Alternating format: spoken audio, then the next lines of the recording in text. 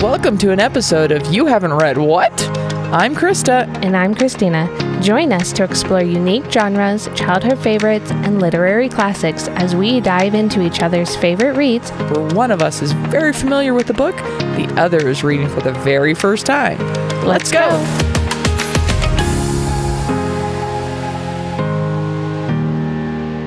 Welcome! It is the last chapter Of our first book. Yes. What did you think, Krista, about this being the last chapter? It's weird, having gone from talking about, hey, let's start a podcast. There you go. Yep. Over margaritas. Right. Yep. To now being like, oh, we've done a whole book. Yeah. I'm proud of us. I am too. This has been fun. I'm very proud of us. Yeah. But before we get into the last chapter, let's recap kind of what happened to us in the last week. We survived life has been blizzard. Insane. Colorado got hit way harder. We got nailed. We ended up with about 2 feet of snow. Yep. So our kids' school was closed. Yep. Both daycare and school, in my case, was closed Wednesday, Thursday, Friday. So we've had a 5-day weekend and the kids are going insane. Right. I think parents are also going insane. Well, yeah. Truth. Yeah, you got to go to work today. I finally got to go back to work today. And we managed to sneak out in the middle of the snowstorm. It stopped snowing for an hour. So we ran from the house to the airport. And we flew to Kansas to celebrate some birthdays in the family, which was a whole lot of fun. Yep. The kids got to see an airplane get de-iced, which they'd never seen before. Oh, they were mesmerized by that. Oh, I'm sure. It was a lot of fun. Did you get to see all of the different planes all stacked up and getting de-iced all the way down? Yeah, we had to wait. So I was like, okay. And our plane was delayed an hour. And since we left in the break in the snowstorm, so we weren't driving and was basically on the verge of a blizzard to get to the airport, we already left 5 hours before our flight. It's not that long of a drive. No. And so we knew we were going to be killing some time there. And then our plane got delayed an hour. And then we sat on the tarmac for basically an hour between boarding and de-icing. I was like, get this thing off the ground. Get me out of here. Yeah, and then you got in really late and just kind of... Yeah, so Kansas City time, we hit the ground about 1 a.m. Oof. Crawled into bed about 2 a.m. Hopefully the kids slept in a little bit. A little bit. Yeah. They slept more than I thought they did because I didn't know my watch hadn't updated to Kansas time. Okay. So when little dude woke me up and my watch said 7:15 or something like that, I was like, oh my God, it is 6:15 back home. You need to go back to bed. And I kind of freaked out on him, but I pulled him into bed and he fell back asleep. Oh, that's good. For a little bit. And then, my husband's like, it's really not that early. Oh, whoops. My watch didn't update. Sorry, buddy. You're okay. Yeah, if water stays up that late, she just is awake the next morning at the normal time. And this whole concept of keep kids up later so they sleep in. Yeah, it doesn't work. It's bullshit. It doesn't work. I have found the earlier I put her to bed, the longer she will sleep. Yes. It's so weird. Or go to bed at the same time, but do something insane of wrecking them during the day. Mm-hmm. So we went to Great Wolf Lodge for a day for when my kiddo's birthday a month ago. And so that day they're running around all day. Nobody naps. We just blow through the day having a bunch of fun. Man, they slept in the next day. I'm sure. They went to bed on time, but they were toast. Yeah, I mean, speaking of the break in the snow, we did the same thing. We got out. We had to do a little bit of pushed up to job number 2. Yep, up at Gaylord and Rockies up by the airport, and water helped me work, and then went swimming. So while she was swimming, I got to do a little reading and hang out or whatever. You see the pictures on Instagram. Tough life. Right? But even then, the next morning, she was still awake at 6:30, crawling into bed with me. And I was like, dude, we were up until 11 p.m. Go back to sleep. This is mommy sleeping day. Yeah. Yeah, they don't understand that. No. Nope. And she's just an early riser most of the time anyways. So that's why I put her to bed really early. Everybody's like, 7 o'clock? Why? I'm like... That's not that early. Because it's better for her. It also gives us time at the end of the day. Mm-hmm. Yep. It's like, you get a little bit of a break at the end of the day. True that. Put them to bed, clean up the house, read books, play computer games. Just be an adult. For a few minutes? Yep. Uh-huh. It's wonderful. Like, yeah. It's a sweet spot. Anyways, let's jump into this. Let's recap the last couple of chapters because we kind of messed up our little like numbers of episodes, and then but it was bound to happen eventually. But we did in the very first book. Got that out of the way. Check for your bingo card. So last week we did episodes. We did chapters 15 and 16, Forbidden Forest and Through the Trapdoor, which leaves us with chapter 17. Yeah. Yep. Final chapter. The Man with Two Faces. Creepy. And you cheated at the end of last episode. I had to. You let me read it, and I even spoke it into my microphone. I'm going to be here, right here. I spoke it, and they cut out what I said. So, but anyways, I mean, I can't believe it's not who I thought it was. Hook, line, and sinker. But yeah, so into the trapdoor, we find that. Go back to the through the trapdoor. Yeah, through the trapdoor. Go back to the other chapter, and the forest. We learn about the unicorns. Or unicorns. And Hagrid has such a big heart for animals, which is awesome. And then through the trapdoor, we learn that everything is kind of set up to like obviously get the bad guy in there, but also to allow Harry and his friends to do the different things that they needed to do. And each set or each enchantment was directed to him or one of his friends, which I thought was really, really neat. And reading this last chapter makes me think, oh, well, that makes sense why they did that. But I was telling you earlier today while you were at work, I was like, I might have to go back and reread this entire book now that I know who it is. And I'm just so many tips along the way. And I didn't see a single one of them because while you've been explaining, it's from Harry's perspective. Right. There are little hints and everything, but from Harry's perspective, he is drawn. So he's really only paying attention to Snape. And Snape being the quote unquote bad guy who he is. And the crummy professor he is. Let's call a spade a spade. And so Harry is really dedicated on it being him. And I just find that it's interesting coming from Harry's perspective, finding out that it's not actually Snape. Dun, dun, dun. I know. I'm going to have to go back and reread it now. So we'll recap some of it. Yep. So Christina started messaging me at work, and I was like, we cannot talk about, we never compare notes or talk about the chapters before the podcast. We never do it. I was like, stop talking. I was like, but I'm so excited, but stop talking. Yep.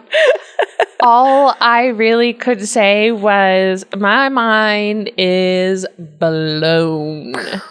It exploded. I think that was the first sentence I sent you was, I think so. My brain is officially broken. Don't get it. But I'm super excited by who it is. I have some questions about him and what happens. But yeah, I'm very excited. So as a quick summary for this chapter, so we kind of just recapped.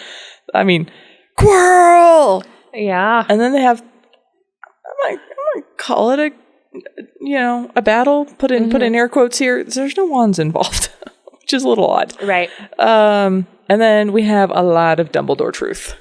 The Dumbledore truth finally comes out. The full story. Yep. Which is always exciting, but also dude, could you not have just explained this a little bit sooner? Right. But I think there's a whole purpose behind it, obviously. And Harry's only 11, so there is a lot that he wouldn't understand. I did write down a quote that I really like that Dumbledore uses later on. I bet I have it underlined too. Probably. But it's There's one a of few on this those. one. It's just one of those, like, he's doing what he thinks is best, which is taking Harry to the Dursleys and then, like, getting him into Hogwarts and then showing him who his family is. Hagrid to come knock down the door. Right. And then, like, he gets to see the mirror so that he can see who his family is and everything like that. And so you just kind of, there's obviously reasons why Dumbledore's doing what he's doing, but, I mean, could we just not be so kooky and just, give us some answers earlier? For sure. Right. Yeah. Right. Yeah. But. All right. So we start off the chapter with, "It was Quirrell." "You," gasped Harry. And then Quirrell smiled. So I thought it was interesting, and I definitely, as somebody with a stutter, I definitely get a little bit bothered, but understand, but a little bit bothered by the fact that Quirrell takes on this stuttering persona to appear weak. Now he does other things to appear weak too, but it's, even you said it last week because you were like, it can't be Quirrell because he would poop himself trying to get through all of the quest. Oh, for sure. So he puts on this whole persona to appear weak. And the stutter is part of it, and I was like, that does not make you weak. No. Your other personality traits definitely do. But that's definitely, now he has dropped that, and he is the wizard that he is. And it's like, okay, wait a minute. Okay, but didn't he have the stutter in the cauldron? Mm-hmm.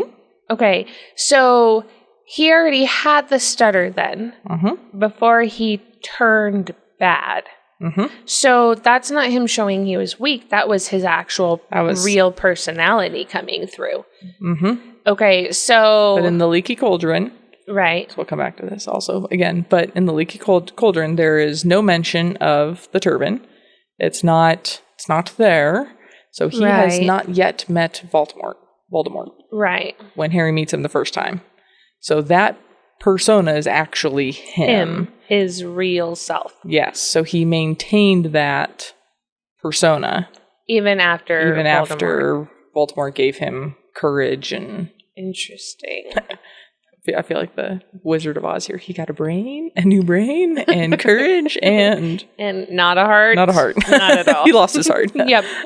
Quite the opposite. So, I guess what confuses me about Quirrell specifically, though, is how did he meet Voldemort to, like... Because he even says, like, he wasn't evil. Mm-hmm. And yet he didn't think that there was, like, a lot of good and evil, or good and bad, or whatever. And then he learned the truth that whatever Voldemort spews at him. So... Yeah, so how does he get sucked into Voldemort's teaching and his... Like, is it because he wants to be something special? Like, does he want to be a courageous person and a person that can stand up to everything and whatnot? Like, so then he no longer has that stutter and blah, blah, blah, blah. Yeah, I think it's a case. So all he says in this one is I met him while traveling the world. Right. I'm trying to remember exactly where we find it, but we do figure out at some point exactly where he met him. We get a little... Okay. I'm trying to remember if I just missed it in this book or if it's in another book. But we figure out at some point in his travels, he came across him, and I think... Is he the vampire that he was afraid of? Because do you remember? So at the beginning of the story, it talks about how he starts wearing the turban because he was... garlic. Yeah, because of a vampire. And he met, like, that's the whole rumor, behind the turban and the garlic and everything. So now I'm wondering if like that was actually Voldemort. And not only that, but so we don't see the turban at the Leaky Cauldron. So it had to be during that rest of that summer that he meets Voldemort. That couple of months. Yes. Right. When I got so angry that Harry had to go back to the Dursleys. Yeah, that couple of months. Okay, that makes a lot more sense now. Then now I'm wondering if that's the little piece of time between where he meets Harry in the Leaky Cauldron and when he starts at school. Right. Is when Quirrell gets pulled into Voldemort. I think he was easy prey. I think Voldemort was looking for somebody honestly weak and that was looking for purpose and alone and found Quirrell and forced him into it probably. Essentially, or made promises that obviously he didn't keep. Right, for sure. So. Okay. Yes. But then as another twist, we learn that Snape was actually trying to keep Harry protected. Like, what? Yeah, we hear that Snape Miss Granger so misunderstood. Right. And Hermione like throws Quirrell over to get to Snape. It's just like it's the only other teacher mentioned there, which is why it's like the author put it in your face time and time again of these little hints of like, hey, look at the one other person I'm mentioning. It's like, right. Oh, wait. Right. Maybe I should have paid attention to that. Right. Like it's always that little hidden gems or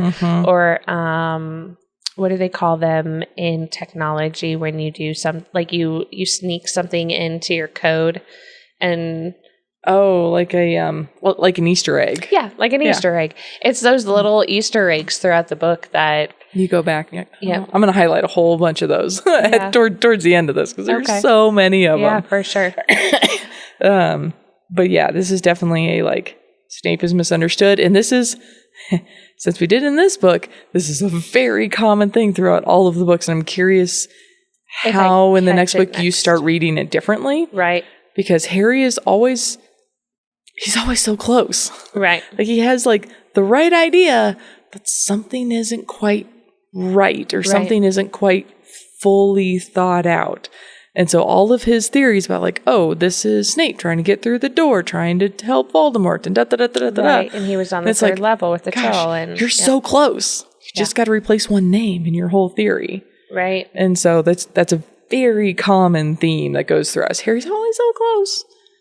But he needs either whoever the actual person is, in this case Quirrell, or sometimes Hermione, or sometimes occasionally Ron. Rarely, to like beat him over the head with it and go, no, you're missing these facts. Right. So reevaluate.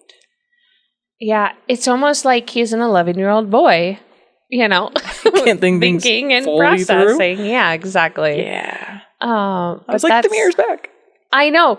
I was like very excited to see it. And then I was like, wait, how is this gonna like help and everything? Out. I was so fixated on Snape being the bad guy, and then you just kind of, as you're going through and everything, you're just like, okay, duh. Well, that makes sense.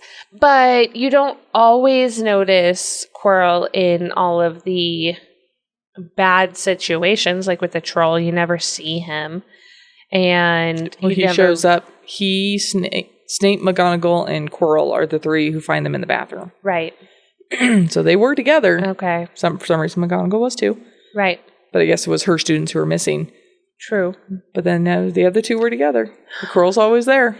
See, here's the question: is like if Quirrell, or if Snape suspected Quirrell, why not just like tie him to a bush with some magical thing? Use the ropes on him. Yeah, like why not use his own magic against him, or like telepathically talk to all the other teachers and be like, dude, I think this is happening. Like, there's so many missed opportunities to use the magic in this book, I feel like. But I also wonder if Snape never had proof and was waiting for the proof. Yes and no. I mean, okay, proof is proof. But Because Dumbledore knew, clearly. Well, he knew somebody. I don't know that he totally knew it was Quirrell. That's fair. But he knew somebody was out for all of these things. And he knew not Snape. Right. He knew not Professor Snape. I thought that was funny later in the book. But he could say Quirrell on and on. And right. Dumbledore doesn't care. Exactly. He is worthless. But it's one of those, like, why? I don't know. It's just a why. Like, why not use your magic? Why not? There are limitations to magic. Magic works both ways. Are you really going to use a little bit of magic to try to stop one of the most evil wizards of all time on your own? He's not an actual person. Like, I asked even in my notes, like, why not, here it is, why not let Voldemort become alive, then just kill him? Like, why not just allow him to be a person? Highlight that and let's come back in 4 books. Okay. So anyways, Quirrell is working with Voldemort, and we find, and the last enchantment is the mirror, and the mirror obviously shows, but the mirror shows what each person truly desires. We did learn that from Dumbledore, which is awesome, because that's great knowledge for this enchantment. Quirrell wanted the stone so that he didn't want it. He wanted to use it. Harry wanted it to keep it safe. Yep. And I think that... to make sure it didn't get used. Right. And I think that just proves the point that Harry knows what's good and evil at that point. And he's not going to just become evil because of some stone. Like, would it be fun to have, like, a stone that you could just tap on things and make everything gold? Heck yeah. Sure. But I think it's one of those, like... He sees the cost and he sees the risks. Right. That go along with it. But again, he's an 11-year-old boy, so how is it that he can be so logical with this dang stone and what it is that he wants to do with it and needs to do with it, but yet he can't, he did a lot of growing up when he came down the trapdoor. Is that what it is? Because, I mean, he did end up not having his friends with him at the end and stuff like that. So, yeah, maybe he did grow up a little bit. I think he grew a pair, for lack of a better term, in the time it took him to come down. Because also, you go back to, like, you idiot, you went out for this duel against Malfoy that he set you up for, and you didn't see that coming. Right. Whereas now, all of a sudden, he's like, oh, wait, this is heavy, this has weight. I need to do the right thing here. Like, something hit him.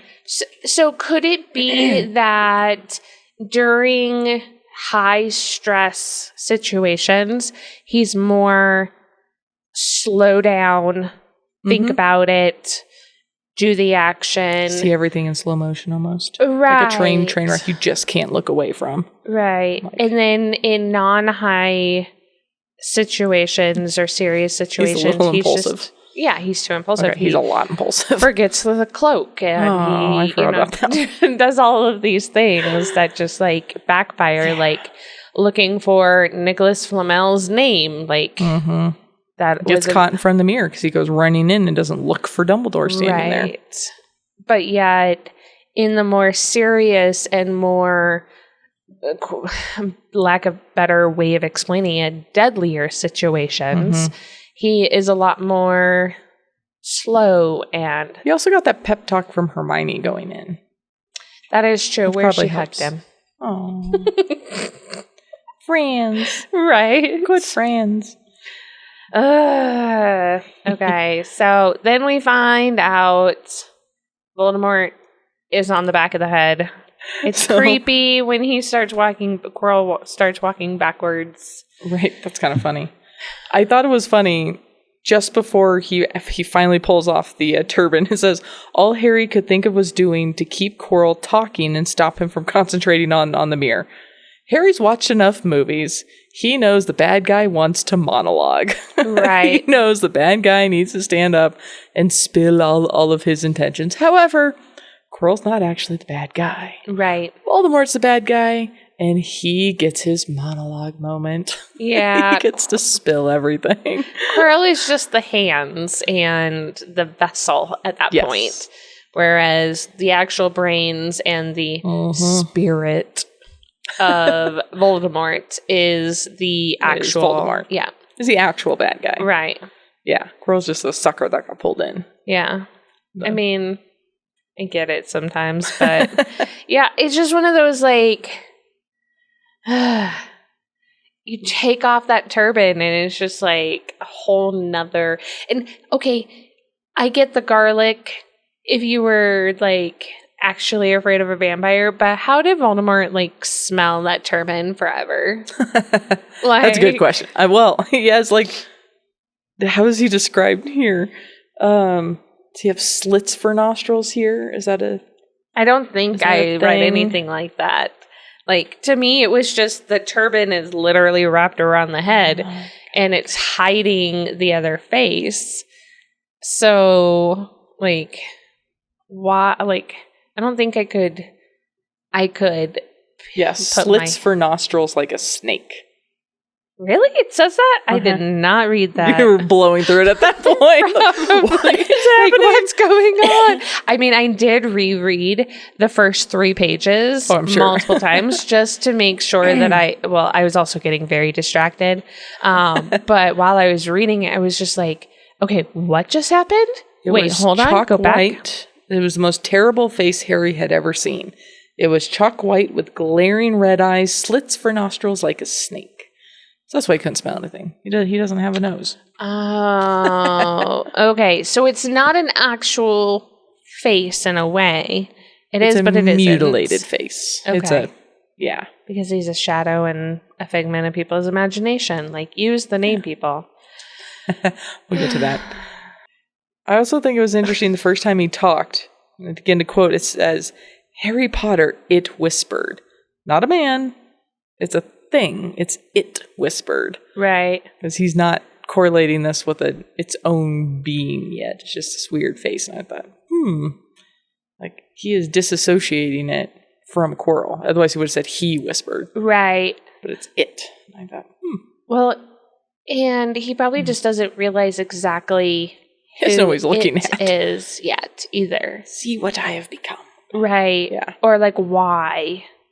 I mean, that's my biggest question is like, he's not an entity yet. He's just he's a like puff of shadow. Spirit of thought. Yeah, like a... Yeah. Put him in a jar. Put him in a jar. But like, the fact that Voldemort can steal people's bodies or like convince them to follow him and then he can insert himself is strange to me. For being... He's a bad guy. Well, I get that, but this is a childhood book. Like... It's a tween book, yeah. Yeah. Pre-tween a little bit. But it talks about Hagrid getting drunk all the time, too. Yeah, we'll get to that. Like, some of it I just don't understand being, like, an age-appropriate whatever, but... This is the 90s. That is true. We were definitely a lot different in the 90s. But, like, even now, I don't think, like, Thing 1 probably really understood a lot of those kind of aspects. No, because, not. I mean, you read this with her. Mm-hmm. And I think if I were to read it with Water, again, like, it would be very glossed over in a way, like, she wouldn't totally understand or, like, see all of these things or whatever. Well, even when reading it now, it's pretty easy to gloss over. It's we'll get there. We're jumping ahead. It's a trail of thought through tears and emotions that never ends from Harry. Like he's just spewing things. Yeah. So it's like, it's pretty easy to kind of just gloss over some and of be that. like, Yeah. okay, well, you understand he made a mistake and he recognizes it now. We move on. Right. Like, yeah. Yeah. And I get that. I guess it's just kind of one of those thoughts for me. Like, it is a more mature topic if you stop and think about it. Right. Yeah. I mean, so is somebody enchanting their way into somebody else's being. Yeah. It's also like, ooh, that's a pretty dark one when you're stopped to think about it. Right. But as a kid, it's like, oh, this is just creepy. He took him over. Okay. Like, right. Like, how do you do that? Okay. Yeah, that's cool. Like, he just got two faces. Just Let's magical. move on. Exactly. The fact that Harry can burn people, though. Not just people. Okay. He can hug Hermione. burn Quirrell because of the fact that Quirrell was trying to hurt him or kill him in a way. On Voldemort. Yeah, but he wasn't hurting Voldemort because Voldemort was still screaming, kill him, kill him, kill him, when Quirrell was just screaming. So Voldemort isn't getting hurt. Fair. The body, the he entity is possessing. that, is getting hurt. Yeah. He is not. So I think his aspect is just that, like, he became this puffy cloud that just, like, doesn't really exist anymore. And when he tried to kill Harry and James and Lily. And so I think at that point, like, Harry being able to hurt others just by touch or them touching him is kind of an interesting twist on it, because he doesn't realize it's happening until he wakes up later. And he has felt this pain in his head a couple of times now. Clearly there's something going on with the scar. Right. Something more than just a migraine. Or protection is definitely happening with the scar. Yeah. And it's neat to kind of see, oh, like, it's kind of cool to have a scar, but it's cooler to have that scar be able to do something for you. Like be a magic 8-ball. Like, yeah, exactly. What should we do next? Not go that way. Like, okay. Understood. Wouldn't it be funny if it could actually, like, if it twisted and was like, pointed. Oh, you should go that way. That's creepy. I mean, it's magical. Come on. That's fair. I don't know. No, but he couldn't touch Quirrell because Quirrell and Voldemort were one, and it's Voldemort doesn't understand love. True. At all. Yep. So that's because, in the Leaky Cauldron, they could shake hands. Because he wasn't evil yet. Because he wasn't possessed yet. Well, is it because Voldemort possessed Quirrell that he got hurt? Or is it because he was trying to kill Harry? No, it was because Voldemort was possessing him. Interesting. Because that is different. Because, like, if it was the other way around, where, like, because hasn't he shaken his hand even after? Throughout, school or anything? It's not noted. Okay. That they never touch. Interesting. Now my mind is, like, trying to figure this out, because to me it's like... So Dumbledore kind of starts to explain that Voldemort has never understood love, so Lily... sacrificing herself for Harry, put protective magic around him that Voldemort could never understand. So it's that love that protects Harry strictly from Voldemort, only because it's done in a way that Voldemort just cannot comprehend. Because he's never been loved. He's never been loved. I feel like he needs a hug. And then he Not needs from to be Harry. put in a bottle. Then put him in a bottle. Like, come on. Time to save the world with a hug. We do find out that Dumbledore is the one that saves him from the blackness just in time. and everything. And then is there to help him understand what happened. Dumbledore truth. And I also wrote like 1 point for Harry in the hospital wing. So, you know, he did get to go to the hospital finally. I mean, Neville's been quite a few times. Ron, He's up to 3. Did Ron go to the hospital? Do we count this? It's not explicitly said. So I don't think we count this because Hermione says something about she brought him around. Yeah, bringing him around. Still feels like you got a concussion, buddy, and you should go get checked out. Right, but he probably didn't because, you know. Kid. But I don't think he gets counted on this one. I think it's just the he'll get his time later. Yep, well, he got it earlier, but yeah.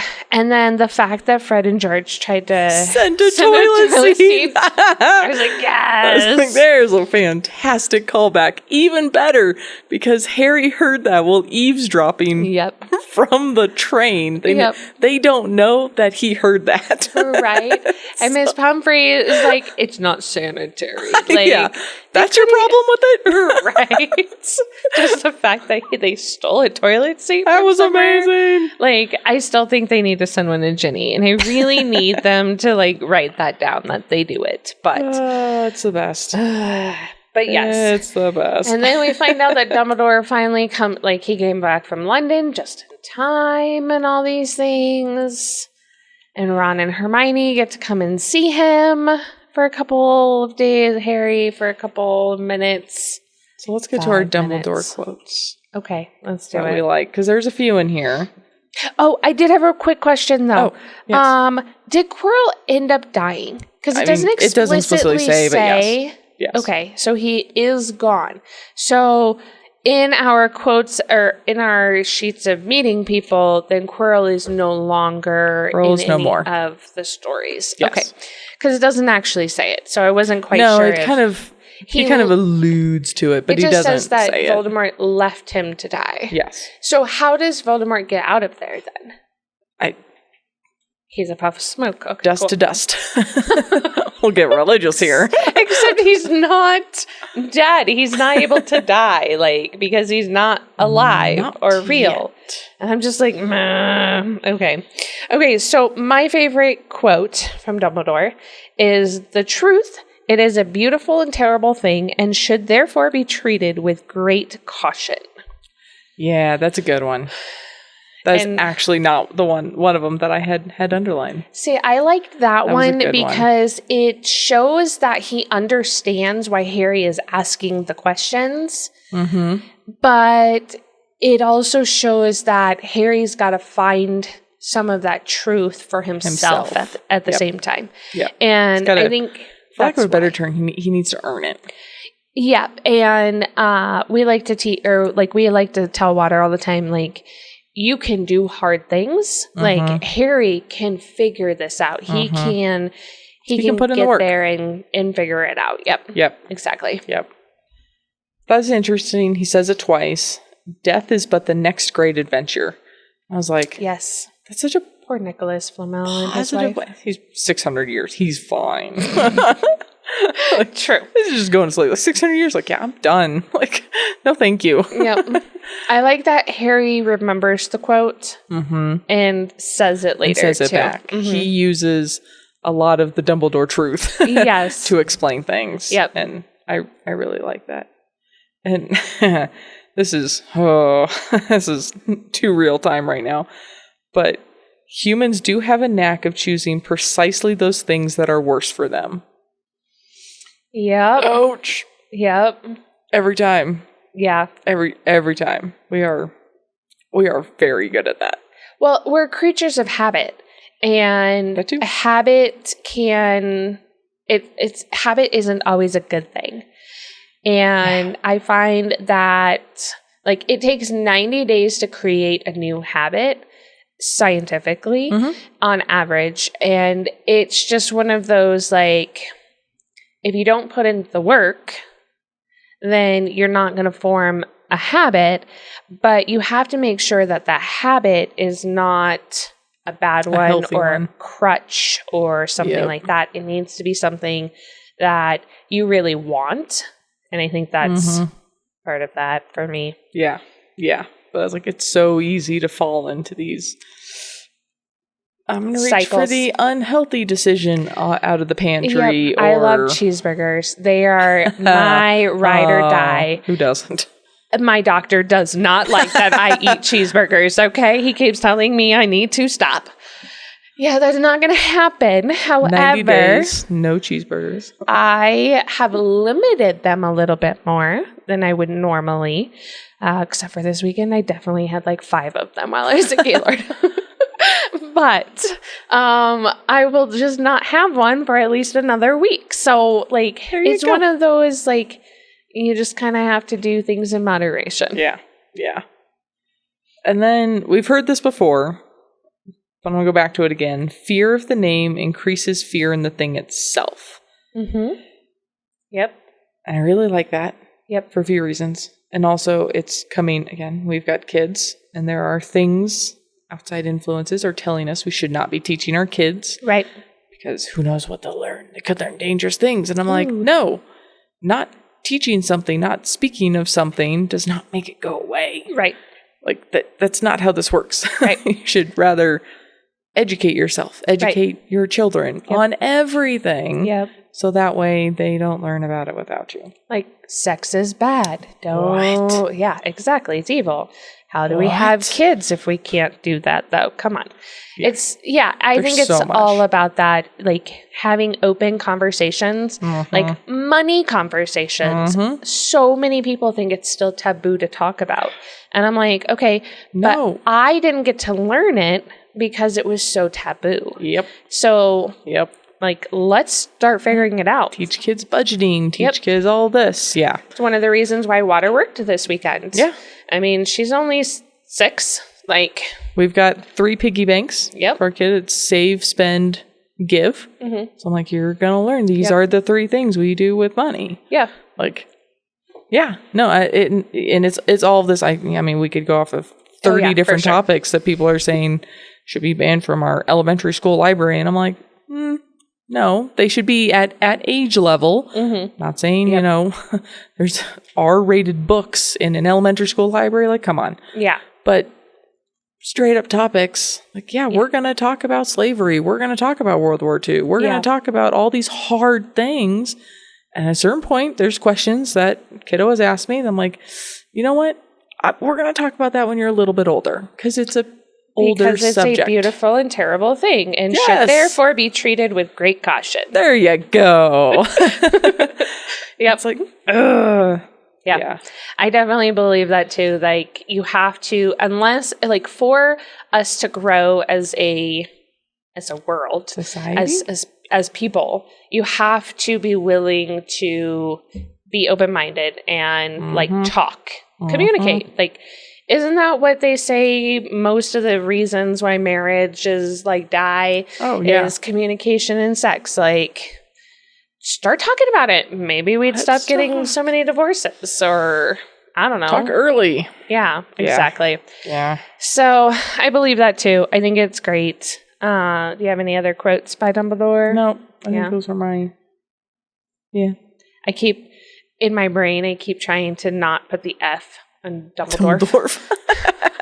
I literally, like, I feel like I'm stumbling over his name every time I say it because but we did confirm that that's where the cloak came from. Yes, we did. I was so excited. You nailed that one, Yep. I was excited because I guess James and Dumbledore were buddies. Great friends. So. Yes. Yeah, because we've talked about the first Wizarding War, the last big Wizarding War.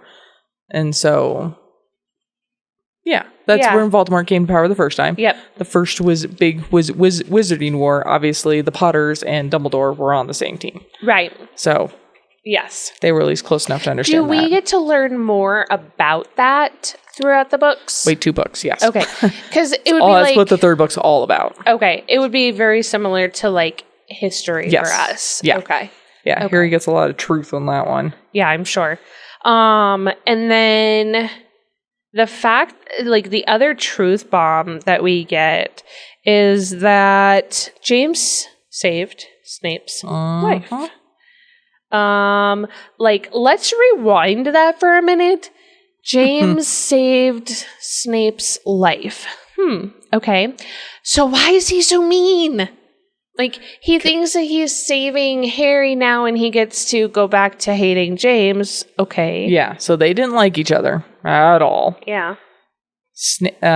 James saved him and then died before Snape got to pay him back. Pay him back how? By, I don't know, saving him, whatever. Saving his own life. Saving him back. Okay. And so Snape feels that he owes this debt. And he feels guilty for having never had the chance to repay that debt and still wanting to loathe this individual who died. Right. And yeah, so he's kind of caught in this like, ugh, like I hated him. I don't like his son any more than I like him. Right. So I'm just going to take it out on you and hopefully I can pay that back and just go back to hating your dad in peace.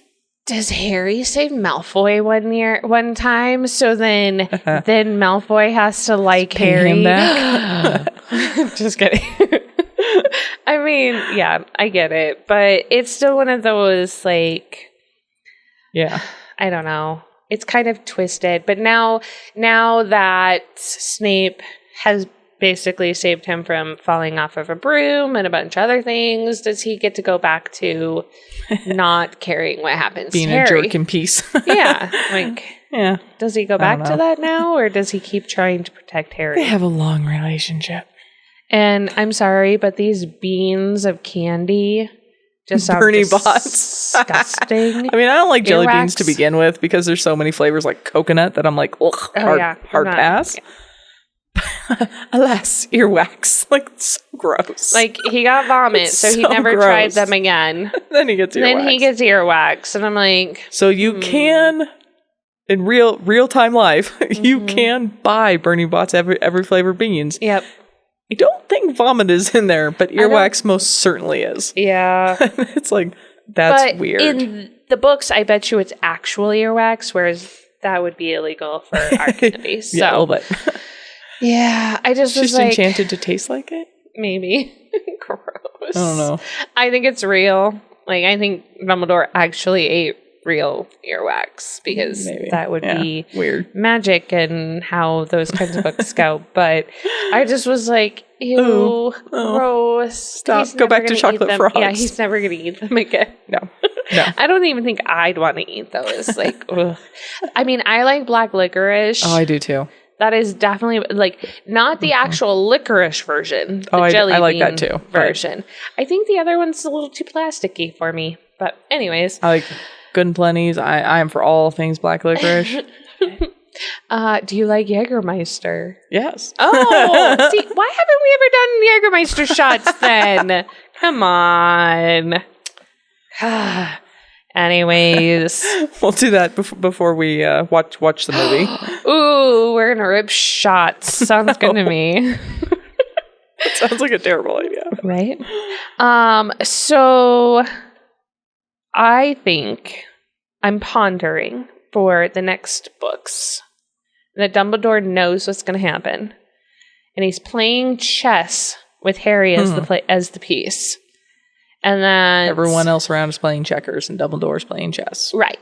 Because he's all powerful and knows everything. Well, I don't think he actually knows everything. I think he knows more than he's letting on. Well, yeah, but that's because he's old and wise and whatnot. Or at least that's the persona that he has. But I definitely think that he is playing chess with Harry as being the piece. And because throughout the whole book, it's kind of like that. Like, he gifts the cloak so that Harry can use it. Because Ron even asked, do you think he meant for you to do it, sending your father's cloak and everything? Which is where the whole theory that Dumbledore set up all of the things in the dungeon intentionally so that Harry could get through it. Is like, that question right there is everyone's like, so wait a minute. Were you supposed to do this? Clearly. Right. But I think he was supposed to do it with his friends because of the different things. Maybe. Because, I mean, the potions was set up very clearly to let, I guess, at most 2 people through. Right. And you got a good chance that you're going to lose somebody at chess. Right. But, yeah, the rest. pretty easily for all three to for make sure. it through. I don't know. Like, I think that Dumbledore knows way more than he's letting on.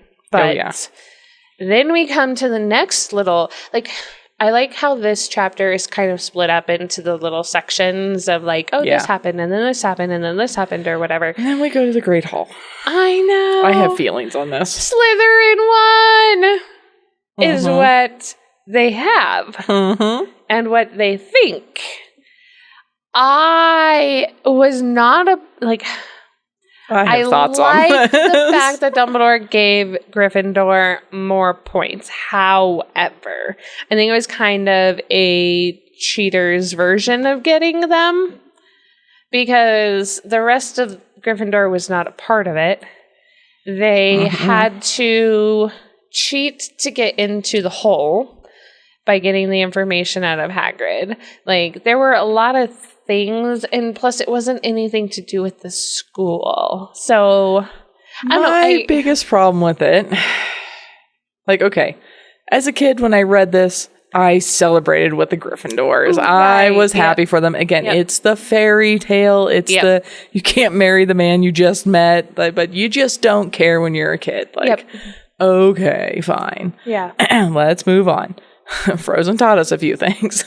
Right. But now rereading it, I'm like, Harry was out for 3 days? Yes. Something like that? Yep. So there's time between when all this went down that he could have just announced it, put it out there and said, hey guys, this is what happened. Instead of flaunting it and really dragging the Slytherins through the mud. Yeah. In front of the entire That was a very school. Slytherin thing to do. It was a very Slytherin thing to do. Very jerk thing to do, especially in front of a bunch of kids. Yeah. Like, these are kids. Yeah. And I'm like, oh, you're the headmaster. Like, you should do better. It almost shows that he's favoring Harry in that way. Oh, he's favoring the Gryffindors. Yeah. And I mean, he can't. He's not allowed as the headmaster. He's not supposed to. Right. Which is why it should have been, okay, even break it down further. Okay, Hagrid gave each 10 points for getting past Fluffy, and Sprout gave each 10 points for getting past the Devil's Snare, and go all the way down, instead of just Dumbledore standing up in front of the entire school and saying, well, I'm in charge, so this is what I'm going to do. And I'm like, I'm gonna ask a leading question here, like, that's going to bite you in the butt. Yeah. Like, what do you think all the kids returning to school as Slytherins next year are going to think about that? Yeah. That it doesn't matter what we do. It doesn't matter if we actually legitimately win the points and do well. Dumbledore's just gonna slap us around because he can. Well, and like Malfoy does certain things throughout the book or whatever, and he obviously gets points taken away, but like they literally did everything right in that way. And Malfoy even tries to do, but he also tries to do right throughout the times that he gets into trouble. He was trying to catch them because he wanted to get them in trouble, blah, blah, blah, blah, blah. And so you also get bias from other teachers, like Snape is constantly taking points from the Gryffindors and giving points to the Slytherins. So I'm like, okay, this whole House Cup thing is kind of like, whose line is it anyway? The rules are made up, the points don't matter, except they do. Right. And it's like the... Yeah, I was excited that Gryffindor won. However, I don't like how they won. Yeah. And so I think that's where I was kind of torn with it. It just doesn't feel good. Yeah. As an adult, it doesn't feel... As a kid, again, fairy tale, my kid loved it. I loved it. Like, when I was younger, like... Yep. Again, it's the fairy tale ending. It's the big wedding at the end between the prince and the princess. But, but rereading it, and again, like rereading a lot of these old fairy tales, it's like, that just doesn't settle. Yeah, like, that just doesn't feel good. Well, it's almost like the participation trophies that most kids get nowadays, too. I'm just kind of like... we all did. I understand why they do it. I mean, I never got one. Really? Yeah. I wasn't in a school where they just handed those out. Like, you would earn it. Well, we had certain things we had to earn for sure, but then, like, playing soccer and playing all the sports I played growing up, we all got little... Yeah, I wasn't allowed to play sports, so maybe that's why I didn't get you just those. broke. Yeah. But it's like, I understand why they give out the participation trophies or the for the younger kids. Whatever. But I do think there is there's a reason why you really shouldn't do that as well. There's a lesson in it. And so it's just one of those, it goes back and forth. And I think with this one, yes, go Slytherins, they win, and then schwack. Yeah, exactly. It just kind of completely dissolves. And I noted Malfoy looks stunned and horrified. Yeah, I'm like, rightfully so. Oh, for sure. Can't judge him on that one. No. Rightfully so. And again, he's just going to come back even more that's evil not and come more. Back and nip everybody in the butt? Well, and it's going to hurt Harry more too. I mean, they do say that the Hufflepuffs and the Ravenclaws celebrate the Gryffindors winning because they didn't want Slytherin to win for 7 years in a row. I understand ding, ding, ding. that, but right. But I think that the way it was won should have been kind of a red flag. Yeah, but that wasn't. But I did do all of the tallying, of you who did the had math. what points and stuff like that. And then, though I was proud of Neville. Yeah, because of Neville earned those. Yes, he did. Because it's one thing to stand up to bullies or whoever that are torturing you, but it's a completely different thing to stand up to a friend that you feel needs to hear something. Yep. So I think those points totally well earned. Yeah. Like I said, if he had just not done it in front of the school, and then just changing all the decorations the way they changed and stuff. Yeah, that was a little But then Gryffindor wins the House Cup, 482 points. Why did the Dursleys show up? That was going to be my question. Why is he going home to them during the summer? He should have just gone to Ron's or Hermione's or stayed at school. Literally anywhere. So we will get rationale later. And not only that, but how did they know to come and pick him up? Because that's what I want to know. He doesn't send an owl to them. Well, and also they claim the only reason they dropped him off was because they had to go get Dudley's tail removed. Right. So what made them come back this time? Who threatened them? Right. Do we hear? I think it's Hagrid. I like it. Not specific. We find out why he has to go back, but we don't exactly always find out why they cooperate as much as they do. Right, for hating This is one that I'm like, all right. Though I do like his parting words to Ron and Hermione. Is they don't know I can't use magic. Exactly. Oh, it'd be so much fun. Yep. Just to threaten. I think that'd be awesome. But the fact that Fred and George were like, why do they always give us these letters? Come on. I just hope one year they'll forget. Yeah. So your parents don't know after, 4 kids. Come on. 6. But Jenny's they would have been, the twins would have been the 4th to go to school. Oh, yeah, true. So they would have been the 4th set. Yes. To go to school. Child 4 and 5. You decide which is which. Right, because there's 6 boys and then Ginny is 7. Yeah. So all of our foreshadowing we got throughout the book. Yep. First of all, we talk about robbing. You'd be nuts to rob Gringotts on page 64. Very early on. Wait, go back? Way back when we go into the Gringotts, Diagon Alley. Yep. The very first time. Throw up. Hagrid makes a note when Harry reads the bit about the goblins. Mm-hmm. Hagrid says, see, I told you you'd be nuts to try and rob the place. Yeah. And somebody does. Right. So we get that note early on. Hagrid mentions then on literally the next page when they're sitting and talking about how much he would love to have a dragon. So they dropped that one really early. Because Quirrell was in the Leaky Cauldron. I'm pretty sure he says that to everybody who would listen. But probably. Yes. So we get that one really early on, and then he gets a dragon, and then it turns into the whole thing. Right. Norbert. We've already talked about in the Leaky Cauldron, we meet Quirrell, no turban on page 70. Yeah. At least in my book. I'm just noting the pages for how early on they are. And then the turban is then noted on page 122. Yeah, 122. Okay. So it smells and all that.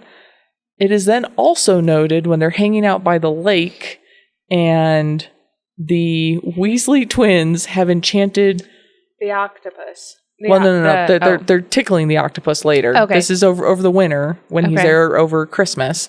The Weasley twins have enchanted snowballs to fly around and smack Quirrell on the back of the head. That's right. They are hitting Voldemort in the face. And that is an amazing realization to come back to. Sure. To like look back and read that and go, oh, you were beating Voldemort in the non-existent nose. That's so funny. That's amazing. That's and you awesome. didn't know it. You're right. But from then on, the turban is mentioned literally every time. Every time. Right. Except that one. Except the very first time. And then, you mentioned it. Hermione knocks into him, trying to get to Snape. You call that one right out.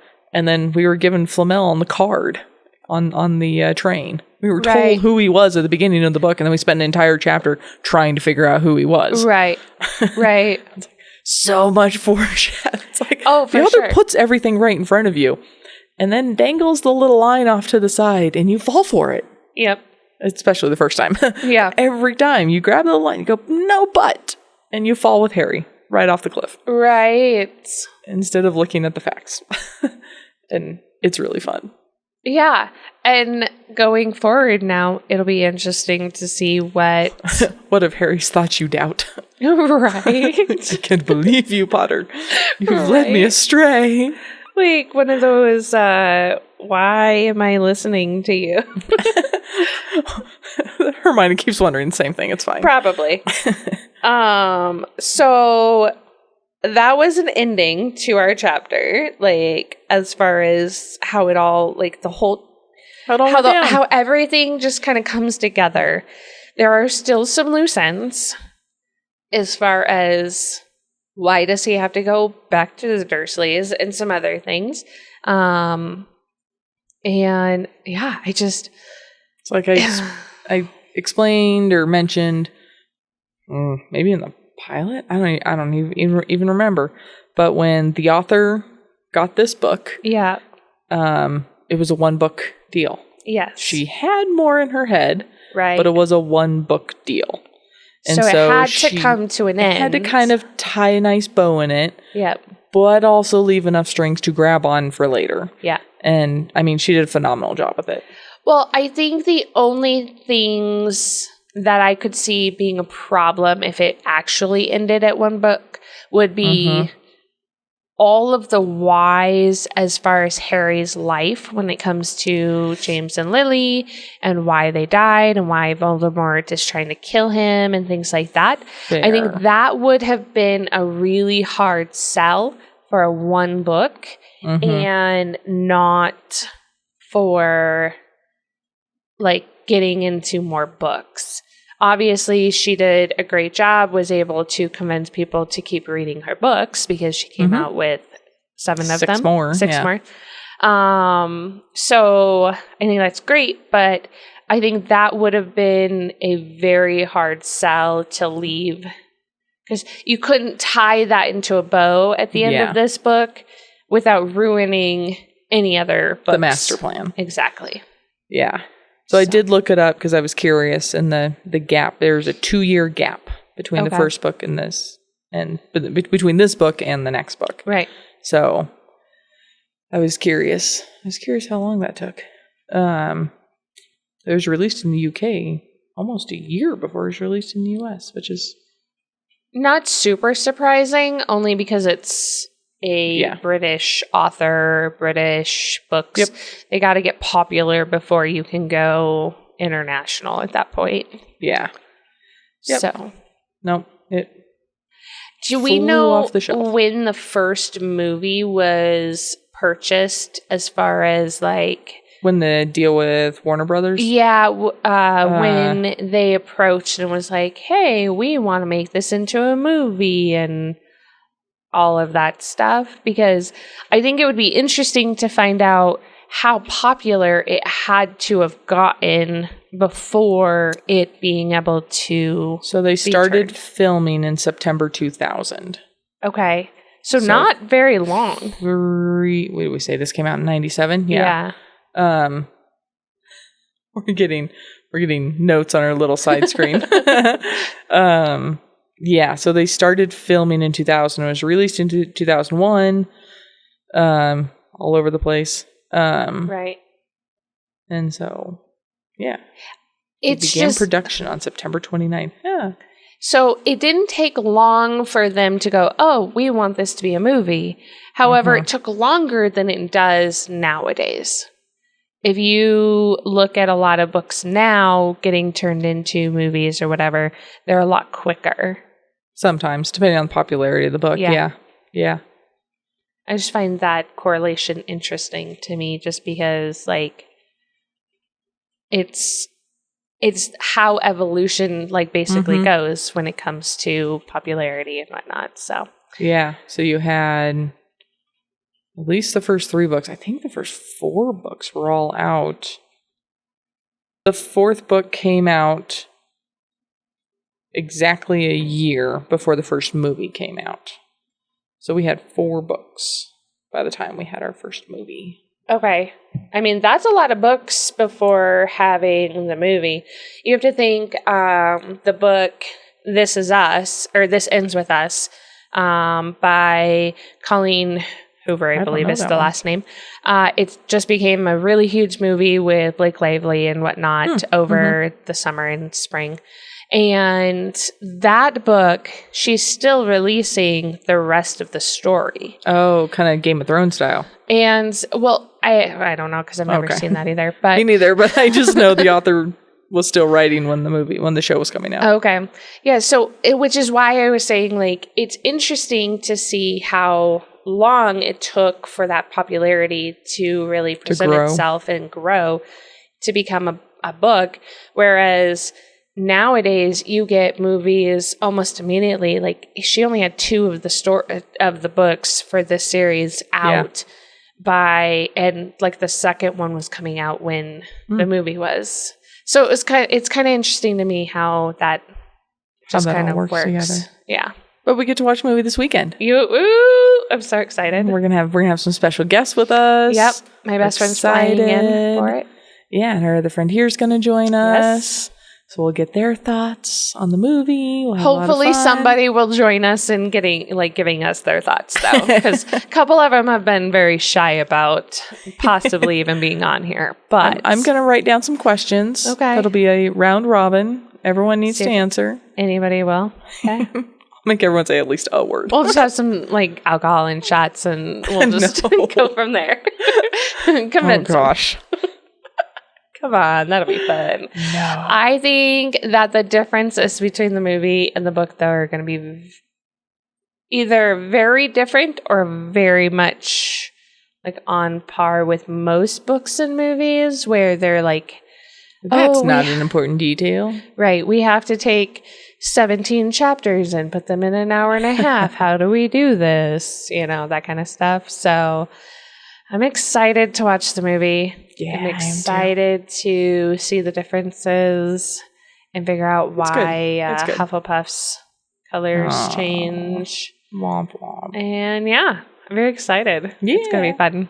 It'll be fun. But we finished our first book. Woo woo! Yay! Thanks for joining us for this episode. If you had fun, please follow, download, and review this podcast on your preferred listening platform. If you're ready for the next chapter, join the spoiler-free conversation on our Facebook group. Search You Haven't Read What? The podcast. Or on Instagram and YouTube for exclusive videos and behind-the-scenes content. Have a great week. And we'll catch you on the next page.